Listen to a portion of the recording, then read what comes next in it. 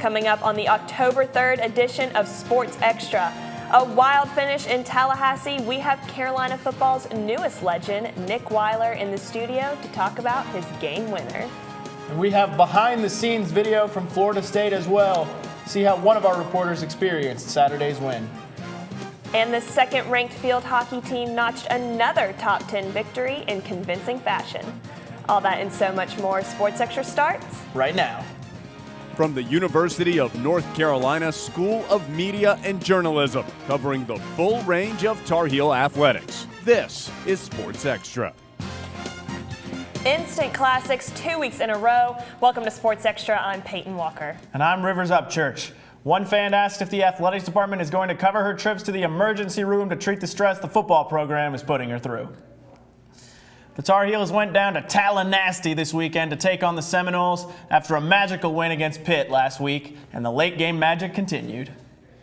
We'll start with the Heels already up by 14. The play breaks down, but Mitch Trubisky pumps, gets out on the edge, and he's gonna dive for the touchdown. The Heels go up 21-0 on the Noles in the first half, but FSU battled back to tie the game up in the fourth quarter, but Thomas Jackson makes a man miss and stays in bounds and takes it to the house, but Carolina's extra point is blocked, and it would come back to bite them.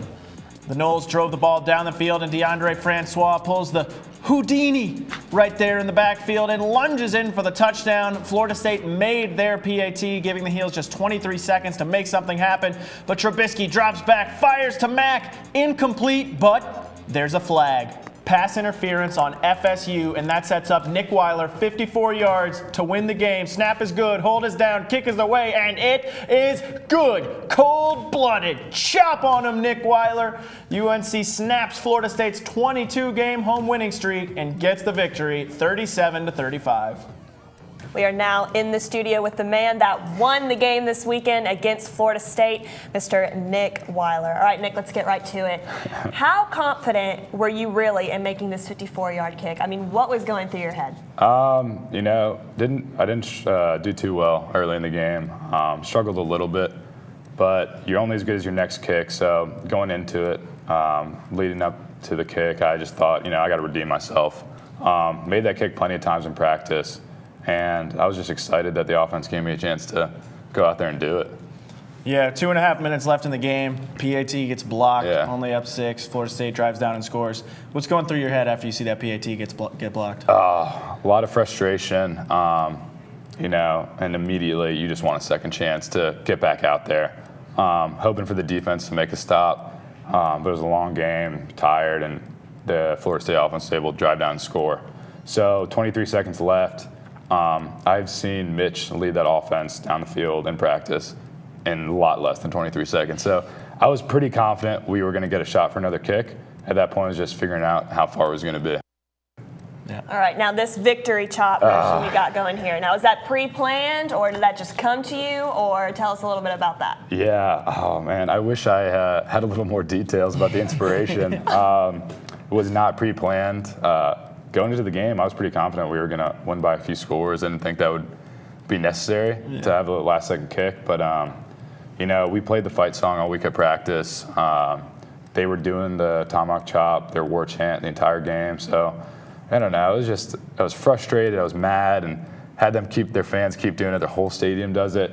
So, after I made the kick, I was, one, like extremely excited, and two, kind of wanted to just do something back to them. Yeah, throw it in their faces. Exactly. Seminole fans notoriously not the kindest bunch, but now you're not just really like a campus hero. You're sort of an overnight celebrity. I saw you've been getting some buzz, like 12,000 retweets on the video you do in the chop. Yeah, like, I didn't think the chop was going to blow up that much. Yeah, I think Florida State fans have a bounty on my head right now. Wow.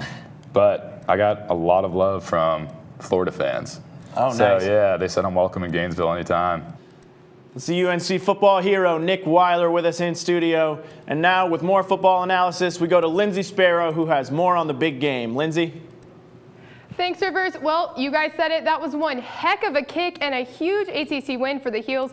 You know, Nick Weiler is a former walk-on, and there were a few other former walk-ons who set the Heels up for their first road win against an AP Top 12 team since 1996. So we'll start with senior Mac Holland. Hollins' readiness was questionable going into Saturday's game, but from the looks of his performance, like some nice first down completions and a good old diving touchdown, he might be feeling just fine. And then on top of that, junior wide receiver Thomas Jackson, who might be getting a bit overshadowed by some of the other star receivers like Hollins, sure did pull through, or should I say run through, for the Heels. This 34-yard touchdown put North Carolina up 6 in the fourth quarter. Now, Mitch Trubisky continues to impress. He was 31 of 38 for 405 yards. He's now up to 240 pass attempts without an interception. I'll knock on some wood for that one, but regardless, this guy is leading the nation in completions at 76%. And more specifically, against the Noles, he went 9 for 13 in third down conversions. This conversion consistency is key to keep the offense momentum and high-paced tempo the Heels have been thriving on this season. So how does he continue to get this done? Well, for one, the improvements in the O-line depth with that boss man, Lucas Crowley. Check out the time Trubisky had on that pass to Ryan Switzer. Let's watch that one more time. Not to mention Trubisky's on-point eye discipline, another factor allowing him to quickly find the best option and execute. And you know what? If it's not there, he has that talent to make himself an option during that third down crunch time. And we also have to give credit to the quickness and agility of Tar Heel receivers like this fast guy. Ryan Switzer had 14 receptions for 158 yards. With that speed, he just cannot be touched, which gives Trubisky a stable and reliable pass option, and as we've seen, especially in the past 2 weeks, a dynamic first option. So there was a lot of good news on Saturday, but one thing that concerned Tar Heel fans was Elijah Hood leaving the game at the half and not returning because of an undisclosed injury. While his status is questionable, fans shouldn't sweat his absence. His running mate TJ Logan is more than capable of picking up the slack. Let's take a look at the difference between Hood and Logan thus far in the 2016 season. Logan has racked up 258 rushing yards, about 7 yards per carry, while Hood has 338, averaging 5 yards per carry. So these two are performing at about the same level on the ground, but if we look at their receiving numbers, Logan's quickness comes to mind with his 124 yards versus Hood's 45. Not to mention, Logan has doubled the number of touchdowns with 8. There's no doubt these two are a powerhouse duo, complementing each other's talents. But with that being said, Carolina fans should not dwell on Hood's potential absence against Virginia Tech. Combine Logan's versatility with Trubisky and his receivers, and you have an agile, hard-to-stop offense. Now, the only thing I'm concerned about isn't performance-based, it's the emotional high the Heels are riding. But if the Heels are able to look past this spectacular upset in Tallahassee and zone in on beating the Hokies, they'll start 3-0 in ACC play. Rivers? A bold prediction, 3-0 in ACC play. Football analyst Lindsay Sparrow live in the studio. Thanks, Lindsay. Now, although the marching band didn't make the trip down to Tallahassee, that didn't stop our reporter and mellophone player, Michael Coe, from going behind enemy lines. Saturday, the Heels visited Florida State, their first trip to Tallahassee in 6 years, and that went pretty well. Holy cow. So you know I had to go down this time. We even found some fellow Carolina fans. Cornhole was the game of choice for both sides. Wait, what? I even got some advice on an FSU staple. You got to go with the flow when you hear the cadence, right? Oh, Right. oh.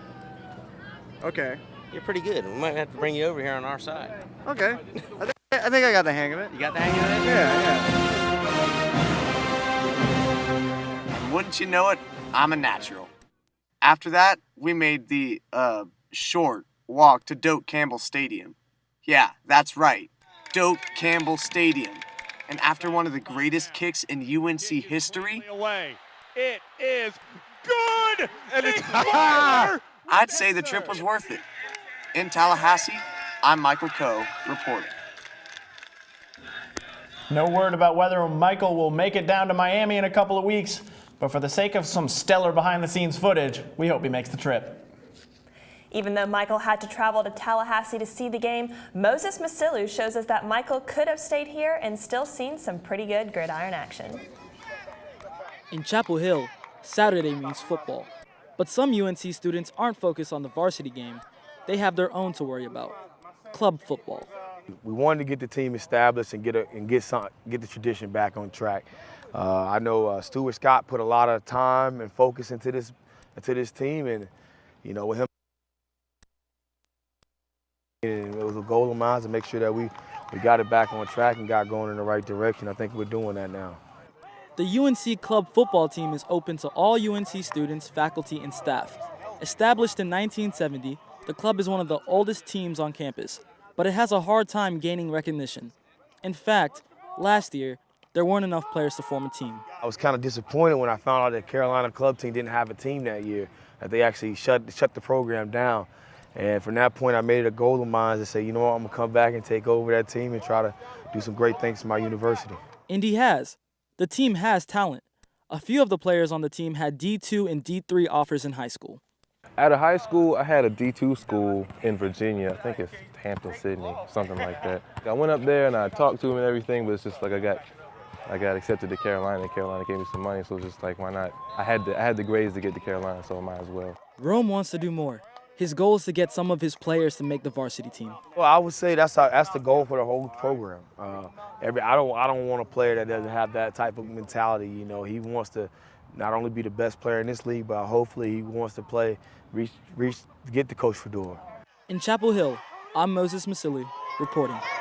The UNC club football team's next home game is Saturday, October 15th versus Kennesaw State University. The varsity team is away at Miami on that day.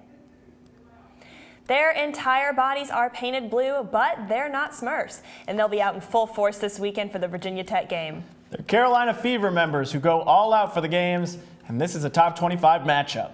Jessica Allen shows us how they get up for game day.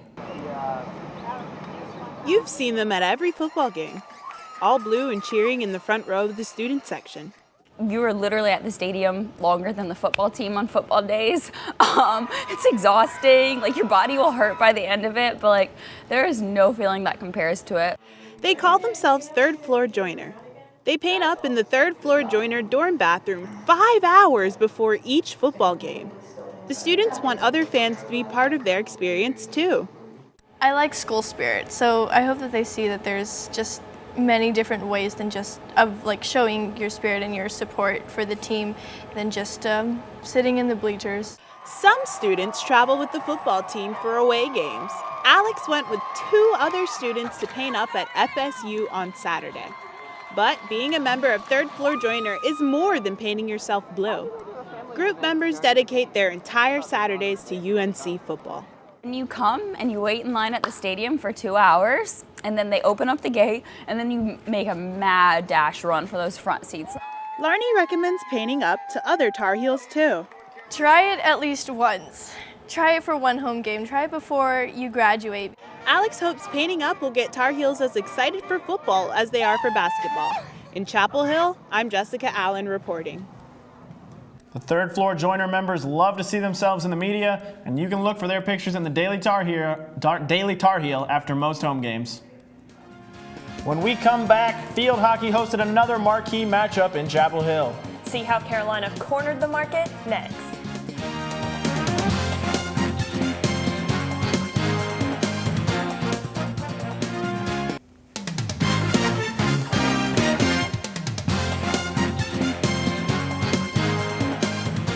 With 5 Tar Heel teams currently ranked in the top 25, field hockey is making a strong case for being the best team on campus.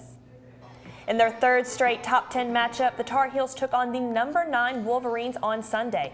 Michigan struck first, but the Heels responded quickly as Ava Vantehoek put Carolina on the board to tie it up before halftime. The Heels blew the game wide open in the second half, getting the crowd going with 4 unanswered goals. Carolina made the most of its penalty corner chances and walked away with a 5-1 victory. UNC is now 9-2 and back in action on Tuesday at Davidson. Historically the best squad on campus, the women's soccer team has hit a rough patch in the past few outings. The Tar Heels traveled to UVA on Sunday, The Cavaliers scored first in the first half and kept the lead until the 82nd minute when number 18, Megan Buckingham, gets the pass off the free kick, takes the quick shot, and the goalie could not stop that one. The two teams battled through two overtimes, but neither could find the back of the net again. The match ended in a 1-1 draw. And on the men's side, Carolina made the trek up to Cuse this weekend for a top 5 All-ACC matchup. Despite Syracuse outshooting UNC 13-6, the game ended in a scoreless draw, thanks to 5 saves from Tar Heel keeper James Paya. Carolina remains unbeaten in ACC play with 4 clean sheets in as many conference games. The Heels are now 7-1-1. The 10th-ranked volleyball team traveled to Atlanta on Friday to take on Georgia Tech. The Yellow Jackets had the home court advantage, but it was the Tar Heels who did all the stinging. Senior Haley McCorkle helped Carolina dominate the opening set with blocks like this, pushing the Heels to an early lead. Pin hitter Taylor Leith really delivered for the Heels, racking up a team high of 15 kills. Her power just too much for Georgia Tech to handle. And UNC fought off several comeback attempts from the Yellow Jackets and was able to secure the match in straight sets. On Sunday, Carolina handled struggling Clemson its 5th straight loss. After Carolina cruised to an easy win in the first set, Clemson responded in the second to tie the matchup at 1. Led by freshman Julia Scholes and her 16 kills, UNC tamed the Tigers in sets 3 and 4 to take the match and improve to 12-2 on the season. So just how good is this group of Tar Heels? Let's go live to Carmichael Gym and volleyball guru Caleb Waters. Caleb? Thanks, Rivers. Like so many of the other Carolina fall teams right now, this volleyball team is having a top 25 season of its own. And it's been the Tar Heels' defense that's given them so much success thus far in the season. Now, the Heels ranked 12th nationally and first in the ACC in blocks per set. Redshirt freshman Sydney Fields leads Carolina with 1.57 blocks per set, good for second in the conference. Players like Fields and junior Beth Nordhorn are stepping up to replace key blockers like Paige Neuenfeld and Victoria McPherson from years past. But it's not just blocking. Senior Sheila Doyle ranks 6th in the ACC in digs per set. This weekend, however, it wasn't the Tar Heels that used their defense, but it was their offense that they used to sweep the Yellow Jackets and to take down the Tigers. Led by 15 kills from redshirt sophomore Taylor Leith, UNC outkilled Georgia Tech 48-40 and had 45 assists compared to 37 for the Yellow Jackets. And on Sunday at Clemson, the Heels had a hitting percentage of just above 35, while the Tigers only hit about half as well. Now, guys, going forward into the back half of the season, it's kind of tough to tell how the Tar Heels will fare. Number 15, Florida State, is on the Tar Heels schedule twice this season. The Tar Heels will face the Seminoles, most notably here on Friday at Carmichael in what will be the Heels' biggest home game of the season. But aside from that, I'm not really sure North Carolina will be tested too many more times before the NCAA tournament. So, guys, with a balanced offense and a defense, count these Tar Heels in as a dark horse candidate for the national title. They're the best team right now in the conference, so they should be a favorite to win the ACC. But I don't think it'll be before tournament time that we really see the true strength of this squad. So now I'll bump it back to you guys so you can set up the rest of the show. Rivers? Bumping it and setting it. Caleb Waters at Carmichael Arena, killing the volleyball puns. Thanks, Caleb. When Sports Extra returns, the defending national champions women's lax team saw some action this weekend. See how the Heels turned a friendly into a dominant performance.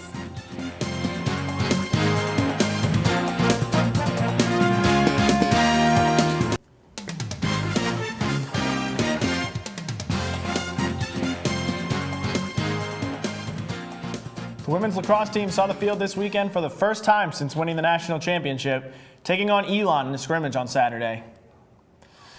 Well, it was a long day for the Phoenix as the Heels proved why they are the defending national champions in a dominant 19-9 victory. Goals came early and often for the Tar Heels, including this stylish strike coming from senior Molly Hendrick, and the perfect placement on this one by junior Ella Hazard. It wasn't all bad for Elon, though, as the Phoenix found the back of the net 9 times on the day.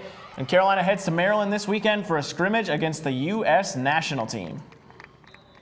Like lacrosse, tennis is another strength of the UNC athletics program. The chance to compete at the U.S. Open, a dream turned reality for one UNC tennis player. Jordan Jackson has the story. Today, senior Haley Carter strikes forehand after forehand at UNC's practice center. But just a few weeks ago, Carter took that stroke to a bigger stage, a court at the U.S. Open. In September, she participated in the American Collegiate Invitational, a special tournament for college players held at the Open. Although Carter fell in the first round, she enjoyed the opportunity to compete. I mean, anytime you're on the grounds at the U.S. Open, it's an unbelievable experience just playing on those courts. So I wish it would have lasted a little longer, but I couldn't be happier with it. Only 8 players receive invitations to the event held annually in New York. I was lucky enough to get selected, despite maybe not as high of a professional ranking, because I had a good amount of success last year. A record-setting level of success for Carter. Her junior year, she became the first UNC player to ever hold the #1 ranking in both singles and doubles. She reached the finals of the NCAA championships, was named All-American, ACC Player of the Year, Scholar Athlete of the Year, and led the team to an ACC championship. She had an amazing year last year, probably one of the best, if not the best, in UNC history. Her one goal this year, an NCAA team title. She's come back for her senior year to try and do some things that our program hasn't done ever before. After that title, Carter plans to hit the pro circuit. As soon as I graduate, I'm going to turn professional fully and pursue that as long as I think I'm making adequate improvements on the court and enjoying the process. In her sights, the main draw at the U.S. Open. In Chapel Hill, I'm Jordan Jackson reporting. This week, Carter will compete in the Women's All-American Championships in California. She heads into the tournament #1 in the preseason rankings. Carolina baseball played against High Point on Saturday afternoon in an exhibition game at the Bosch. The Diamond Heels handled their business, beating the Panthers 7-2. And with the bases loaded bottom 7, Brandon Martirano singles to right to drive in a pair. And the pitching was solid for UNC all afternoon as well, as the Diamond Heels look for a comeback year in 2017. Up next, cold weather's right around the corner. Learn more about UNC's coolest varsity sport when Sports Extra returns.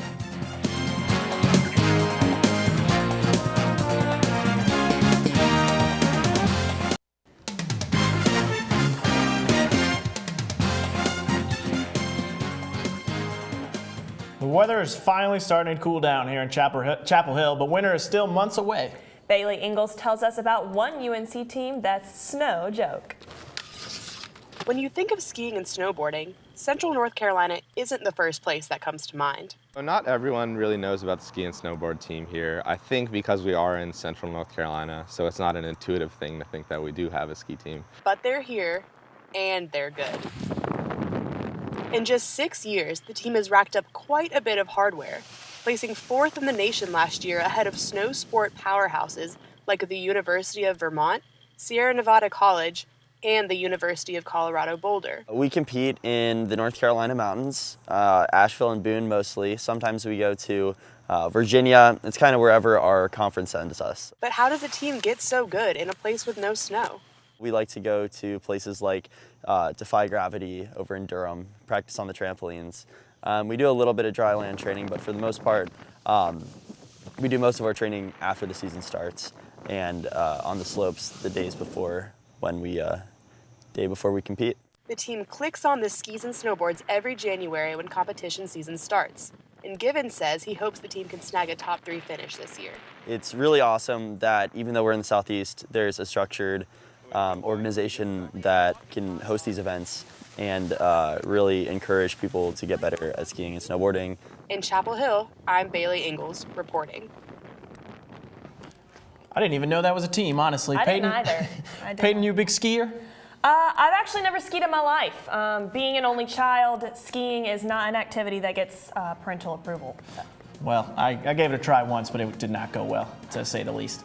That does it for this edition of Sports Extra. Thanks for watching. Good night, everybody.